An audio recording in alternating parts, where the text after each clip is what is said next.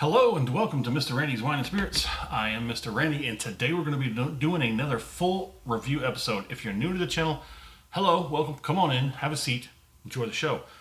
All my returning viewers, always glad to see you, always very, very lovely to see you again. Come on in, let's show these new people how we do it, shall we?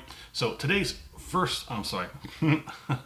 today's full review episode is going to be of the Bendt 5, number 5 actually, American blended whiskey. Comes in at 41.5%. It comes out of Louisville, Texas. Now, $25.99 on the shelf. It was the very last bottle on the shelf. If you didn't see the off the rip episode, that was a good one, wasn't it? Oh boy. You should go back and watch it. That's just it. It has something to do about this area here. But anywho, cork pop. So I did replace the cork. That cork disintegrated. I barely went to pull it off and it just crumbled. It happens sometimes. When a bottle sits for so long on the shelf, you see that it doesn't have quite enough liquid, but just enough moisture that it sort of rots, basically. And it deteriorates. It gets so soft that even the slightest little twist, like I said, I went to grab it to pull it off and just went, it just kind of pulled it off. When I went to do my research, my homework for this, put you over here, put you over there, put you right here. So the Bendt number 5 does have two other expressions. One's called the unbent, which is like an unblended, but then it's like the whole purpose of this bent is that it is blended of a multitude of American whiskeys, 5 whiskeys to be exact. And there they are. I'll give you a little, give you a bottle tour here. We did the front, we just didn't do the back. There's something there, what did that say?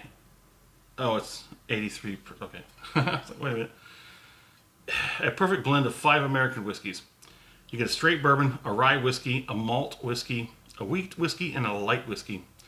And there you go. You definitely get some of those for sure. All 5 whiskeys are blended to create the American blended whiskey, were distilled, aged, handcrafted, and bottled by them in Old Town Louisville, Texas. 27% straight whiskeys, 2 years or more old. 73% whiskeys, 9 months or more old. So it's interesting, but I was wrong about a few things off the rip episode. I'm not going to point them out, but you're more than welcome to go back and rewatch it. So the unbent expression is basically I think it's a single barrel, or it's what it is. I mean, it's not blended. And then they have an exclusive bottle. Nowhere to be found around here. This was the very last bottle on the shelf at that independent owned and operated store. Yeah, I couldn't go out of that store without buying some, which is the reason why I stopped legging it and started phoning it in. I know, big problems, right? Always going into a bottle shop and coming out with a bottle. Oh man, the burden.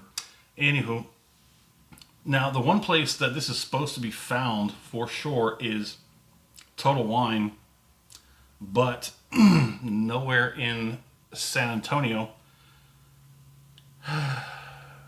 They say the nearest store that does have them in stock is in Austin or Bee Cave. Yeah, I'm not driving up there for this bottle. Old Town Louisville, Texas. 5 barrels aged together. So it's 5 different barrels separated. They aged, then they blended it. Didn't say how long they married for, but I think there's an industry standard. But Mr. Randy paid $29.25 out the door with an ABV, like you said, 41.5%. Yeah.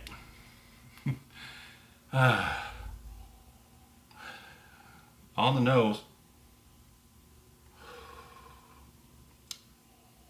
It has changed from Off the Rip. But before we go any further, Mr. Randy is a 3-part series. First, Off the Rip, get it home, crack it open, have my first pour, share it with you because that's what we do.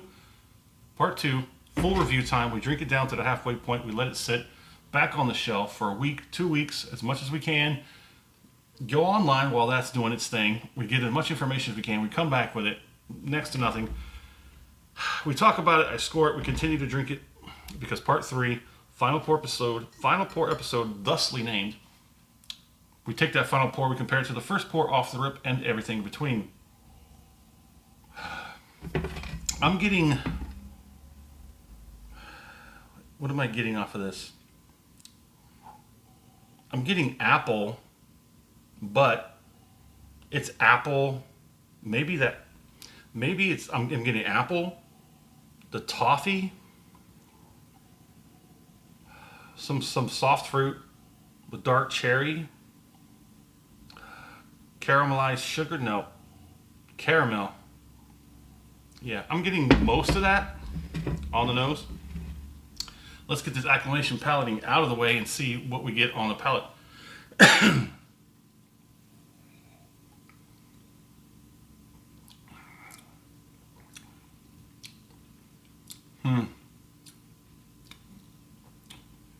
Yeah, apple, caramel, toffee, soft fruit. It sort of tastes like cherry, but light spice, yes. Honeycomb, yes. Butterscotch, maybe a little butterscotch.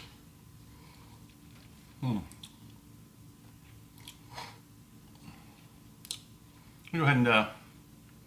go ahead and maybe jump the gun a little bit and go on the second one real quick.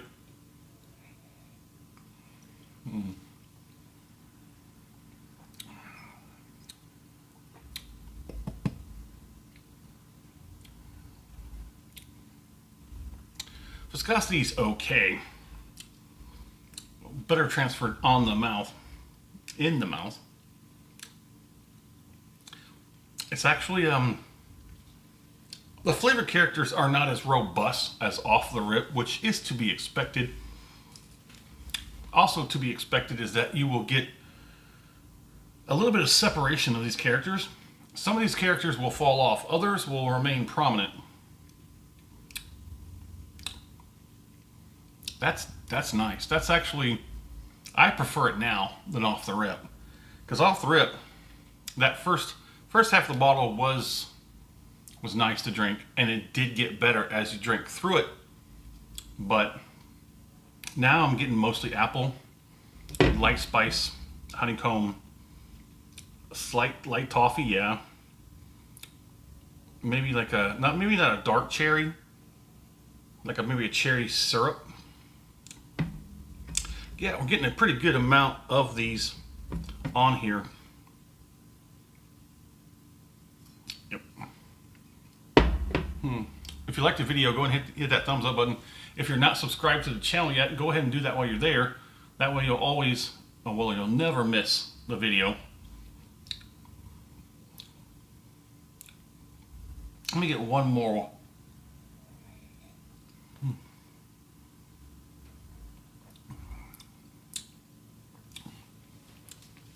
Yeah, that's man, it's like it's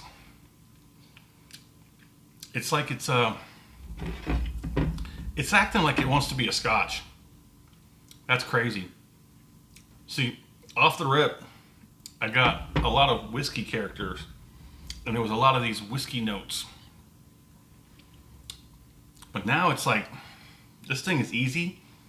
It's smooth, it's sweet. It's got that caramel, honey, fruit. It's kind of like it's acting like a scotch. It really is acting like a scotch. Let me go ahead and do this finish.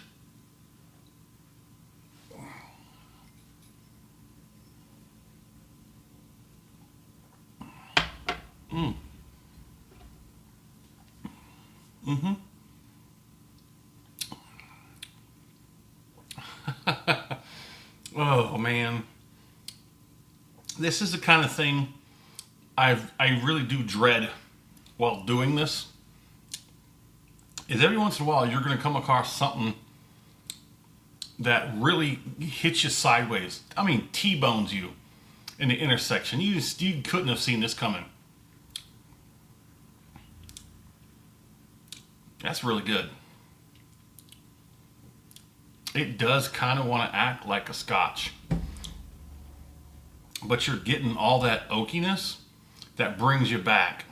It's like, no, no, no.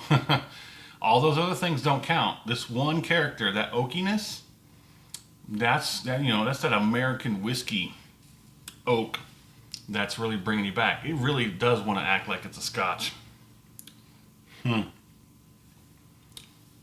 That's good. And like I said, the one thing I dread about doing this is that you'll come across something so good, and then it's it. This is it. I guarantee you, if I find this again on the shelf, it'll be less than that, because this was an independent store. I did think I didn't write it down. It's definitely less than that. Well, I guess since I won't be able to find it at big box stores, it will probably be that on the shelf if I find it again. If I run across this one again, I'm definitely snagging another bottle. I'm going to put that in the stash. So the finish, get a whole lot of oak spice. Good balance of flavors. Like I said, it wants to be like a really spicy, oaky scotch, because it has those caramels, those fruits, those honeys. It's delicious. Getting some good heat in the back. It did flare up to a solid 2 out of 5. The cheeks did get it did surpass a 1. The gums, not much going on there. The lips still got a little bit of that taste, like light fruit, honey. That's nice. Nice.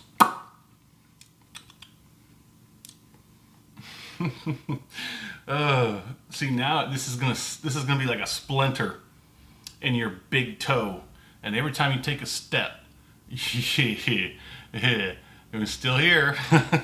Dang it, man! I'm gonna go around stores, and this is gonna be in my head. This bottle I'm gonna be skimming through, scanning shelves, looking for that bottle. That's nice. So, man, the heat on the back end is lingering. Everything else is pretty much done. There's a very faintness in the cheeks, but everything else is done. There's the heat in the back. It's going to hang around a little bit, but we're going to move on. So I'm going to put a score on this. Holy crap. I'm going to have to ding it for availability, but considering how they have 2 other expressions, I don't see them. I haven't really tried to track them down. This was the one I focused on. The OG number 5. $30 out the door. But it is an independent store, which is probably where I'm going to find it again. ABV is 41.5. It's better than most standard scotch, right? Because most standard scotch, they start at 40 and then it jumps to 43 and then 46. Very few teeter between those, and most scotch are 40. So this is already surpassing most scotch as far as ABV goes. So just score it, Mr. Randy. Okay. I don't want to give it too high of a score. If I give it too high of a score, then it's like setting the bar a little too high for a lot of other things. So I'll give it a strong 4 out of 5. I was really wanting to give it that weak 5 out of 5, but like I said, I got to ding it for availability. But for $30, if I could buy this, if I could just walk, I could walk down the street to the nearest store, but it's not going to have anything that I want out of it. But if that was there, I would walk down, take 10 minutes, walk down the street, plunk $30 down, walk back, probably already have cracked it by the time I got home. So this is a little bit heavy-handed off the rip, and it tastes more like the standard whiskeys. By the time it gets to the halfway point, it's going to be more of a scotch than a whiskey, but it's not going to let you forget it is a whiskey. My fair price on this, I think $30 might be underselling it. I think starting off at 35 to 40, but then availability is, And we already covered would I buy this again. Yeah, I would buy this again. If I see it, I am going to buy it because of its very limited availability in my area at the current time. If I see this again, I'm going to buy it. I might even buy two because I'm going to want to have this again, but I also want to put one in the back of the closet with the rest of the stash bottles. Well, there it is. In the comment section, let me know what you think. Where are you at? What are you drinking? What's going on in the world of libations around you? Have you heard of this? Have you seen it? Have you tried it? Let me know in the comments section. And as always, thanks for stopping by here at Mr. Randy's Wine and Spirits. Have a damn good one.